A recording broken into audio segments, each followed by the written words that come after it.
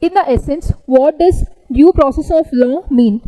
Principles of natural justice, procedure established by law, and again the fair application of law, and again the equality before law. So before getting into it, what is this due process of law? Let's have a brief background about it. Whereas if you see the article 21, it talks about that no person shall be deprived of life and the personal liberty except by the procedure established by law. That means if a person did any crime, then their liberty can be curtailed by using the procedure established by law. But after that, after we saw a different cases which were come up with, meanwhile in the Maneka Gandhi case, Supreme Court have given a verdict.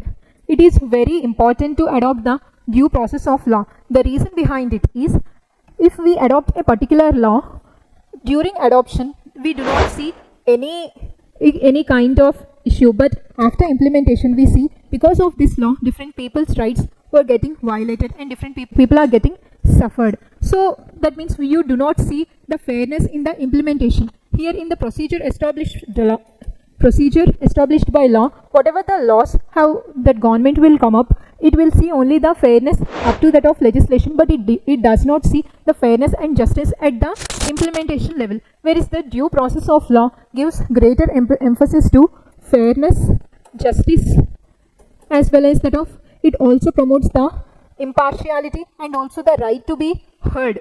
So in that context, that Supreme Court in the Maneka Gandhi case gave the verdict to follow the due process of law also, and we adopted this particular due process of law from the United States of America. So if you observe the options, the principles of natural justice and the procedure established by law, as I told you before, this procedure established by law is different from the due process of law, so it can't be the answer.